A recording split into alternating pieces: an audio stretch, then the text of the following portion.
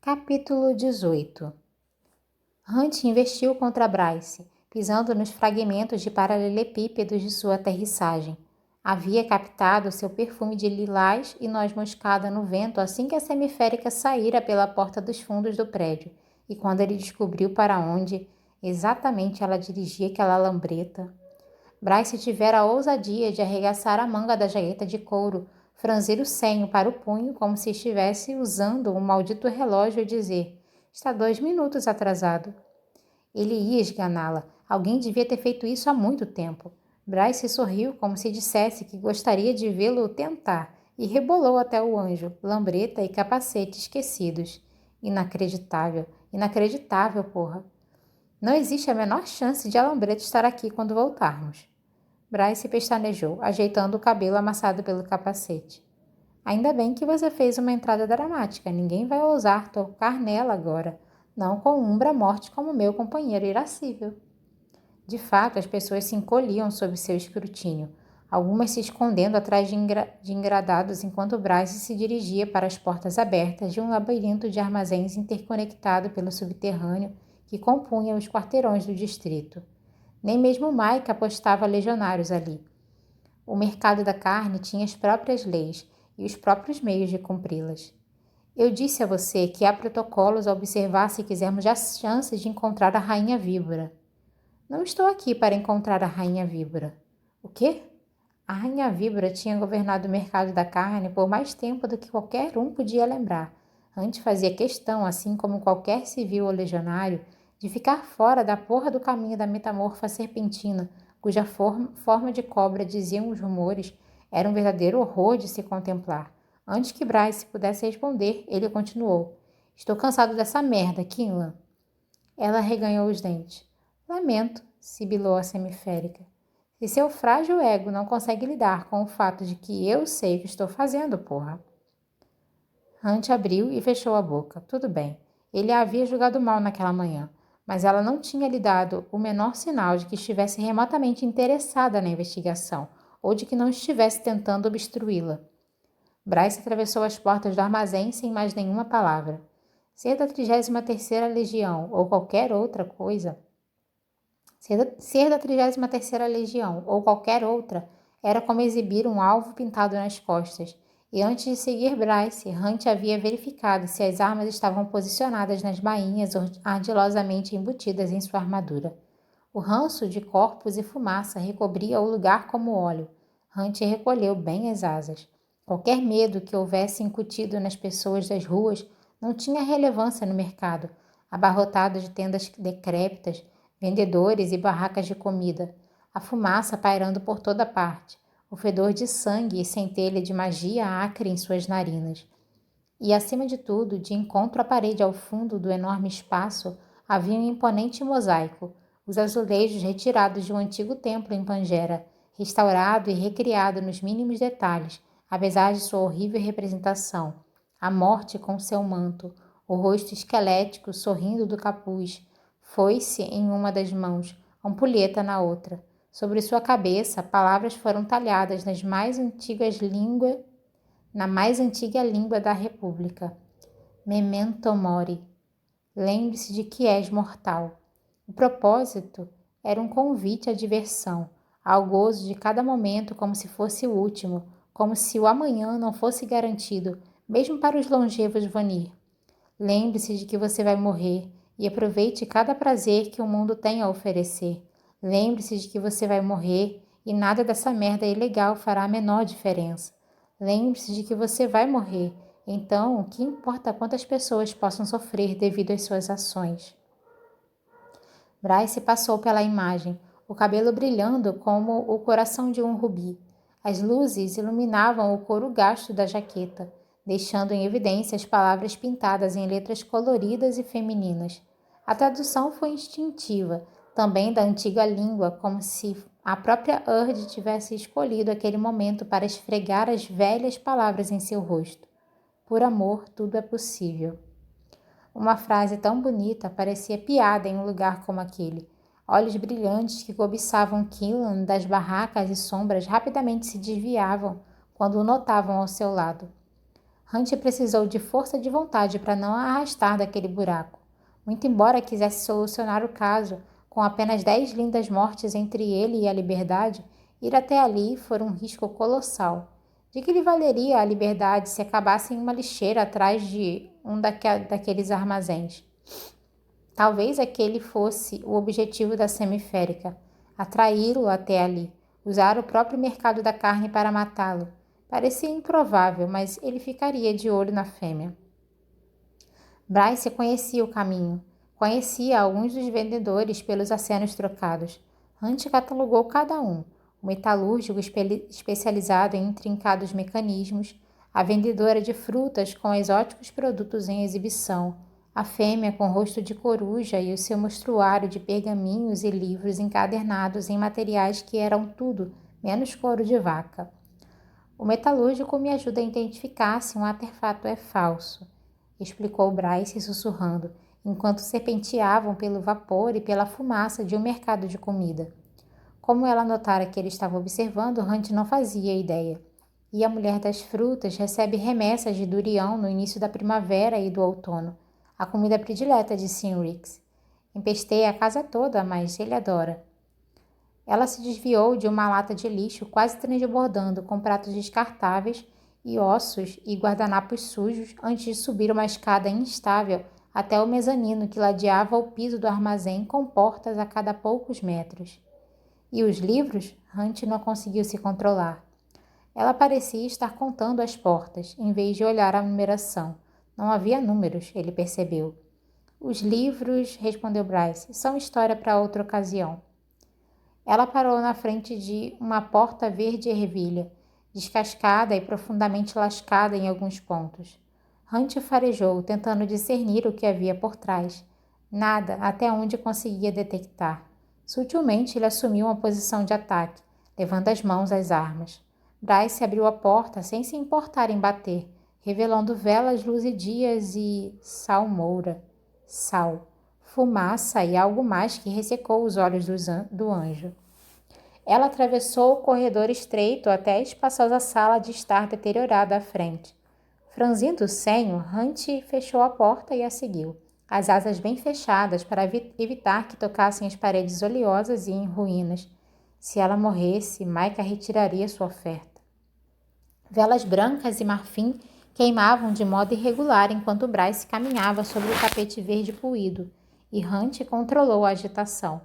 Um sofá velho e rasgado parecia jogado contra uma parede. Uma suja poltrona de couro com metade do enchimento exposta estava encostada na outra, e ao redor da sala, sobre mesas e pilhas de livros e cadeiras meio quebradas, havia jarras e tigelas e xícaras cheias de sal. Sal branco, sal negro, sal cinzento, em grãos de todos os tamanhos, de quase pó e flocos até enormes e grosseiros pedaços. Sais para proteção contra poderes sombrios, contra demônios. Muitos Vanir haviam construído suas casas com placas de sal como pedra angular. Havia boatos de que toda a fundação do Palácio de Cristal dos Ester era uma laje de sal, de que ele fora erguido sobre um depósito natural. Maldito inferno! Ele nunca havia visto um sortimento assim. Quando Bryce espiou pelo corredor à esquerda, onde as sombras davam lugar a 3 portas, Hunt sibilou. Por favor, me diga... Guarde a cara feia e o revirar dos olhos para si mesmo, vociferou ela na escuridão. Estou aqui para comprar, não cobrar. Uma das portas se entreabriu e um sátiro de pele clara e cabelo escuro gingou até eles, as pernas peludas escondidas por calças. O chapéu de mensageiro devia ocultar pequenos chifres curvos. O som de cascos o denunciava. O macho mal batia no peito de Bryce. O corpo encolhido e sinuoso tinha metade do tamanho dos touros que Hunt já vira destroçar pessoas nos campos de batalha, e que ele mesmo havia enfrentado nas arenas de Sandriel. As pupilas horizontais do macho, com cantos arredondados como as de um bode, se expandiram. Medo, e não pela presença de Hunt, o anjo se deu conta, sobressaltado.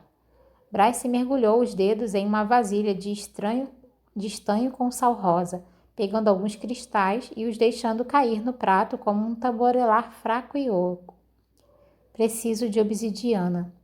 O sátiro se remexeu, batendo os cacos de leve e esfregou o pálido pescoço peludo. Não trabalho com isso. Ela sorriu com a suavidade. Ah!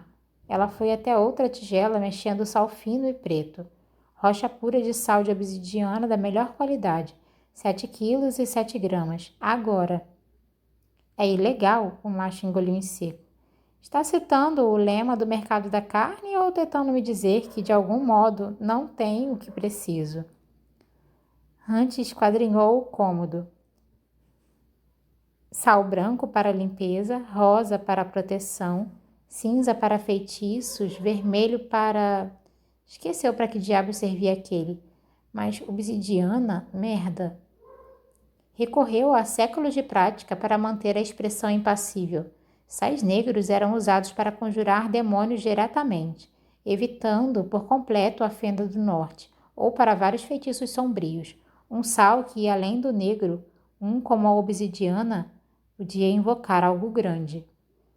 O inferno fora segregado de seu mundo no tempo e no espaço, mas ainda era acessível através dos portais gêmeos selados nos polos norte e sul, a fenda do norte e a fenda do sul, respectivamente, ou por idiotas que tentavam conjurar demônios através de sais de diferentes intensidades.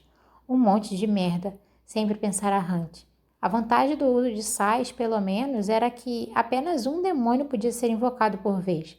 Embora, se as coisas corressem mal, o invocador pudesse acabar morto e o demônio acabar preso em Midgar faminto. Era o motivo pelo qual as aberrações existiam em seu mundo, afinal. A maioria tinha sido caçada depois daquelas guerras. Havia muito travadas entre os reinos, mas de vez em quando demônios se libertavam. Eles se reproduziam, em geral, pela força. O resultado daquelas uniões horríveis, os Daemonaki, a maioria dos que andavam por aí eram encarnações mais fracas, diluídas e híbridas dos demônios puro sangue do inferno. Muitos eram párias, não por qualquer pecado cometido, mas pela própria genética, e em geral trabalhavam duro pela inclusão na República. Mas o mais débil demônio puro sangue, recém-saído do inferno, podia parar uma cidade inteira em sua voracidade. E por séculos Hunt fora encarregado da tarefa de rastreá-los. Aquele sátiro devia ser um excepcional traficante se negociava sal de obsidiana. Bryce deu um passo na direção do sátiro. O macho recuou. Os olhos cor de âmbar brilhavam com diversão feroz, sem dúvida uma herança do seu lado férico, muito diferente da baladeira de unhas feitas. Hunt ficou tenso. Ela não podia ser tão tola, podia? A ponto de lhe mostrar que sabia como e quão facilmente adquirir o mesmo tipo de sal que provavelmente fora usado para conjurar o demônio que matara Tertian e Dênica? Outro X se desenhou na coluna de suspeita na mente do anjo. Bryce ergueu um dos ombros. Posso chamar sua rainha, ver o que ela acha disso. Você não tem hierarquia para convocá-la. Não, concordou Bryce, não tenho. Mas aposto que se for até o andar principal e começar a chamar pela rainha víbora, ela vai se arrastar daquela arena para ver o motivo da confusão. Solas flamejantes. Ela falava sério, não? Suor brotou da testa do sátiro. Obsidiana é muito perigosa. Não posso, em sua consciência, vendê-la. Foi o que falou quando a vendeu a Philip Briggs para fabricar suas bombas? Cantarolou Bryce. Hunt enrijeceu. O sátiro exibia uma palidez doentia.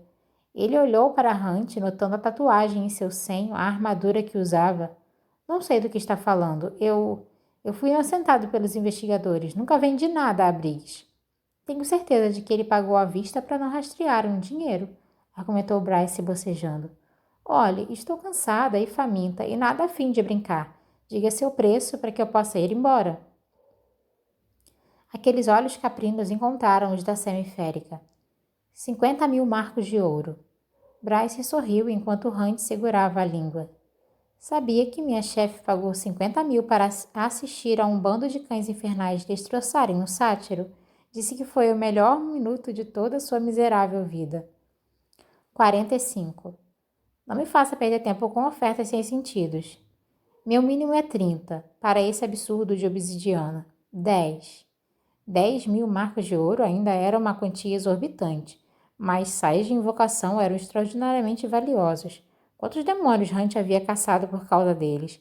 Quantos corpos desmembrados tinha visto, fruto de conjurações mal sucedidas, ou bem, se fosse um ataque coordenado? Bryce ergueu o telefone. Em 5 minutos devo ligar para Jéssica, dizendo que o sal está em meu poder. Em 6 minutos, se eu não fizer a ligação, alguém vai bater aquela porta e não vai estar atrás de mim. Sinceramente, Hunt não sabia dizer se Kinlan estava blefando. Com certeza não teria lhe contado. Podia ter recebido a ligação da chefe enquanto ele ainda estava sentado no telhado. Se Jéssica Roga lidava com qualquer merda que exigisse obsidiana, tanto para uso próprio quanto em nome do sub-rei, talvez Bryce não fosse culpada, mas, em vez disso, cúmplice. 4 minutos, anunciou Bryce. Suor escorria pela têmpora e caía na barba cerrada do sátiro. Silêncio. Apesar das próprias suspeitas, Hunt tinha o péssimo pressentimento de que a missão ia ser uma moleza ou um pesadelo. Se lhe rendesse o prêmio desejado, pouco importava qual dos dois. Bryce se empolerou no braço puído da cadeira e começou a digitar no telefone o retrato de uma jovem mulher, evitando interação social. O sátiro se virou para Hunt. Você é a Umbra Mortis, ele engoliu em seco nitidamente. É um dos triários, você nos protege, serve ao governador. Antes que Hunt conseguisse responder, Bryce ergueu o telefone para lhe mostrar a foto de 2 filhotes gordos, rechonchudos. Vejo que meu primo acaba de adotar, comentou ela. Este aqui é Osíris e o da direita, Sete. Ela baixou o telefone antes que ele pudesse responder, os polegares voando sobre a tela. Mas ela olhou para Hunt por entre os cílios fartos. Siga minha deixa, parecia dizer. Cachorros fofos, disse ele então. O sátiro soltou um pequeno ganido de desespero. Bryce levantou a cabeça, a cortina de cabelo ruivo banhado de prata pela luz da tela. Achei que estaria correndo para pegar o sal a essa altura. Talvez devesse, considerando que tem um olhar para o telefone e dedos voando. 90 segundos. Ela abriu o que parecia ser uma tela de conversa e começou a digitar. 20 mil, sussurrou o sátiro. Ela ergueu o dedo. Estou respondendo a meu primo, me dê 2 segundos. O sátiro tremia tanto que Hunt quase sentiu pena. Quase. Até 10 mil, maldição, 10. Bryce sorriu. Não precisa gritar, ronronou ela, e pressionou um botão que fez o telefone começar a chamar. Sim, a feiticeira atendeu ao primeiro toque. Prenda seus cachorros. Uma risada rouca feminina. Feito. Bryce abaixou o telefone. Bem, o sátiro se apressou até os fundos, cascos ecoando no piso gasto, e 1 minuto depois apresentou um pacote embrulhado. Cheirava a mofo e sujeira. Bryce ergueu uma das sobrancelhas. Coloque em uma sacola. Não tem uma. Bryce o encarou. O sátiro encontrou uma sacola de compras manchada e reaproveitada, mas melhor que carregar a lasca em público. Bryce pesou o sal em suas mãos. Tem peso a mais. Tem 7 e 7, exatamente o que pediu. Está tudo dividido em 7. 7, um número sagrado, ou profano, dependendo de a quem se adorava.